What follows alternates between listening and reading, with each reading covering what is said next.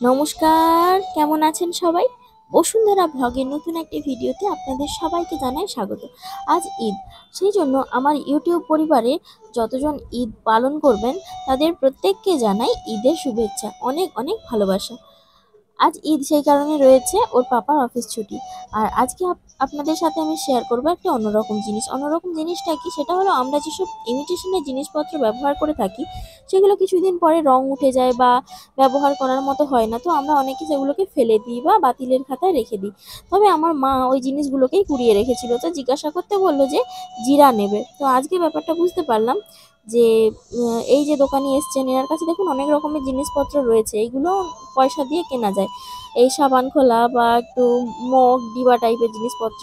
তবে এই যে ইমিটেশনের জিনিসপত্রগুলো রয়েছে, এইগুলোর ওজন যতটা হবে তার পরিবর্তে উনি সেই সেম ওজনের জিরা কিন্তু দিয়ে থাকেন, রান্নার জিরা, যে জিরাগুলো রান্নাতে দেওয়া হয়।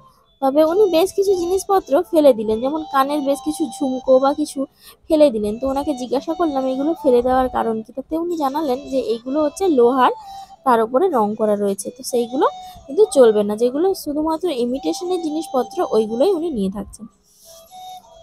এখন বাজে বিকেল 5টে, আর আমরা চলে এসেছি আজকেও কালকের মতো। কালকে যেখানে এসেছিলাম আজও আমরা এসেছি সেই সেম জায়গাটাতেই, তবে একটু ডিস্টেন্স, মানে একটু দূরত্ব।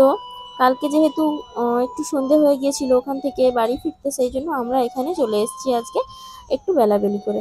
তো তবুও 5টার সময় আমরা বেরিয়েছিলাম। এখন আস্তে আস্তে করে সময় গড়াচ্ছে, 5:30 6টা বাজতে যায়। তো যাই হোক, এখন আমরা চলে এসেছি জগন্নাথ মন্দিরে।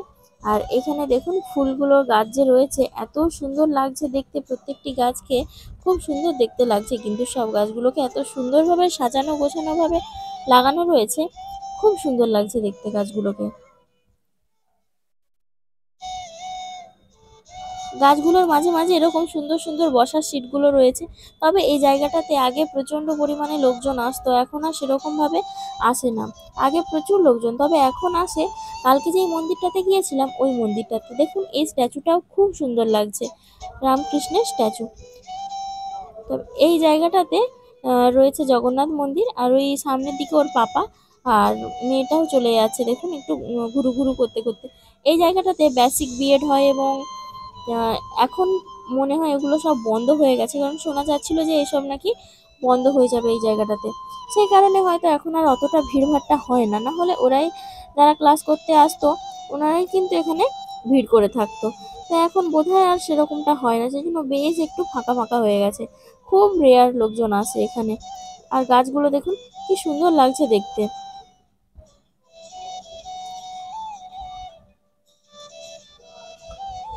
মন্দিরটা দেখুন, এটা হচ্ছে সাইড থেকে তোলা মন্দির।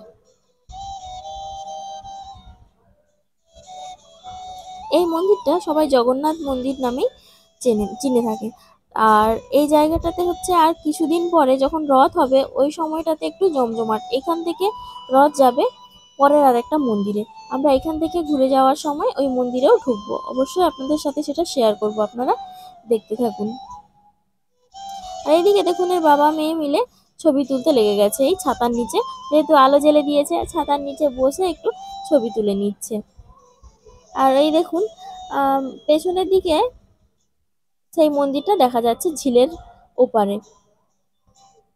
ওই যে দেখুন দূরে সেই মন্দিরটা দেখা যাচ্ছে। চলুন এবার আস্তে আস্তে করে মন্দিরে ওঠা যাক। মন্দিরে উঠতে গিয়েই সামনেই পড়বে এই সুন্দর দৃশ্যটি। আর এই মন্দিরে ওঠার সিঁড়িকে ঘিরে রয়েছে দুজন দ্বাররক্ষী। এনারা সারাদিনই এরকমভাবে দাঁড়িয়ে থাকেন, ওনাদের আর ছুটি হয় না বা বিশ্রামেরও সময় হয় না, সব সময়ই এভাবে দাঁড়িয়ে থাকেন। তো চলুন এবার মন্দিরের চারপাশটা একটু ঘুরে দেখা যাক। তবু ভালো আজকে মেয়েটা ওর পাপার কাছে একটু গিয়ে ঘুরছে, না হলে অন্য সময় কিন্তু ও আমাকে ছাড়া একেবারেই থাকতে চায় না। এই জায়গাগুলো খুব সুন্দরভাবে দেখানো যেত যদি আর একটু সূর্যের আলো থাকতো। বেশ একটু অন্ধকার হয়ে এসছে।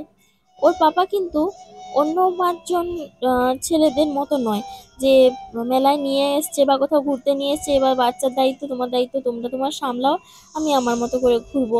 এইরকম ব্যাপারটা একেবারেই নয়, ওর পাপা বড্ড কেয়ারিং। আমার ক্ষেত্রে, শুধু মেয়ের ক্ষেত্রে বলেন তাই নয়, আমার ক্ষেত্রেও বড্ড কেয়ারিং। তো আমার বেশ ভালো লাগে, খুবই কেয়ার করে আমাদের। সেই জন্য মেয়েটা যেই ওর কাছে গেল, তো ও কিন্তু সুন্দরভাবে নিয়ে ওকে ঘোরাঘুরি করছে। ও চায় একটু মেয়েকে নিয়ে ঘুরতে বা কিছু, তবে মেয়েটা সবসময় যেতে চায় না। আজকে বেশ মেয়েটার মুডটা ভালো আছে, ঘুরছে।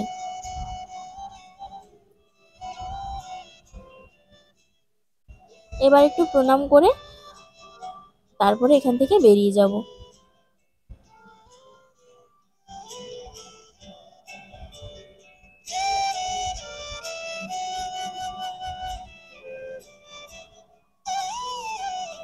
আমি যেখানে যেখানে প্রণাম করছি, আমার মেয়েও কিন্তু সেখানে সেখানে প্রণাম করে নিচ্ছে।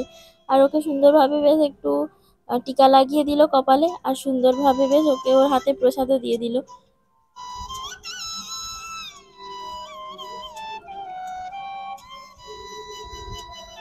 ময়নার মধ্যে যেই ময়নাকে ঘুরতে আসে, মোটামুটি ভাবে এই 3টে মন্দির ঘুরে যায়। তো কালকে যে জায়গায় গিয়েছিলাম বাসন্তী মন্দির, ওই জায়গাটা, এবং এই মন্দিরটা, এবং এর পরে যে মন্দিরটাতে যাব ওই মন্দিরটা, এই 3টে মন্দির মোটামুটি ভাবে সবাই কিন্তু ঘুরেই যায়। তো এবার চলে এসেছি, এই মন্দিরটা অন্ধ মন্দির নামে পরিচিত। তবে এই মন্দিরটা, এখানে রয়েছে কালী ঠাকুর, আগের মন্দিরটাতে ছিল জগন্নাথ দেব, এবং এখানে রয়েছে কালী ঠাকুর, এবং জগন্নাথ দেবের সাথে আরও অন্যান্য ঠাকুর ছিলেন। তবে মেন যেই নামে পরিচিত সেটা। আর এটাকে অন্ধ মন্দির বলা হয় এই কারণে, এখানে একটু হ্যান্ডিক্যাপদের জন্য স্কুল রয়েছে। তো সেই কারণে এটাকে অন্ধ মন্দির নামেই পরিচিত করা হয়েছে। যাই হোক, চলুন এবার ভেতরের দিকে যাওয়া যাক।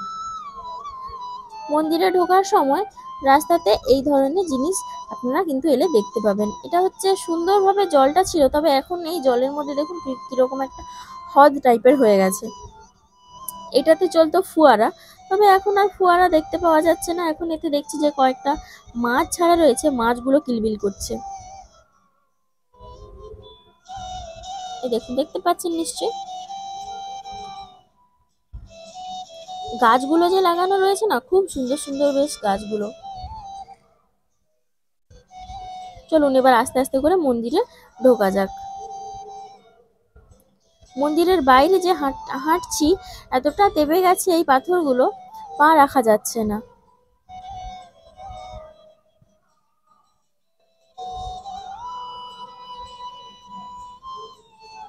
মন্দিরের ভেতরটা কিন্তু অসম্ভব সুন্দর ঠান্ডা। ভেবেছিলাম হয়তো মন্দিরের ভেতরটা বেশ একটু গরম গরম হবে, কিন্তু না, মন্দিরের ভিতরে অসম্ভব সুন্দর ঠান্ডা। এখানে রয়েছে কালী ঠাকুর, দেখতেই পাচ্ছেন। এই যে জানালা দরজাগুলো রয়েছে, এগুলো সব ঝিলের বাতাস টানে। এর পাশেই রয়েছে একেবারে বিশাল বিস্তৃত ঝিল, সেই জন্য বাতাসের কোনো সমস্যা হয় না। ভেতরটা অসম্ভব সুন্দর ঠান্ডা। আর দেখুন কত সুন্দর সুন্দর ফুলগুলো রয়েছে, এগুলো সব প্লাস্টিকের ফুল যদিও, তবে খুব সুন্দর সুন্দর রয়েছে কিন্তু।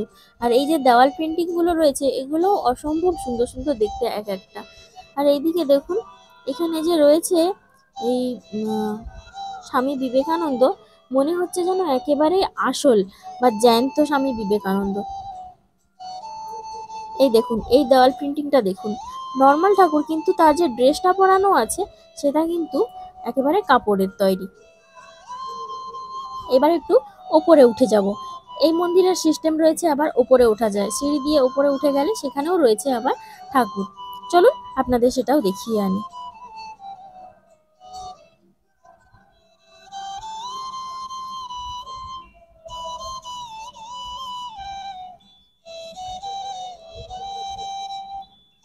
এই দেখুন, চলে এসেছি। এখানে রয়েছে শিব ঠাকুর, এবং এখানে বিষ্ণু, তারপর কৃষ্ণ, সব রকম রয়েছে।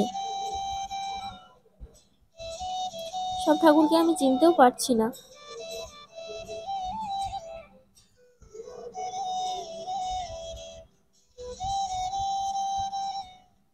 দেওয়াল প্রিন্টিং গুলো সত্যিই দেখার মতো, এত সুন্দর সুন্দর প্রিন্টিং রয়েছে না।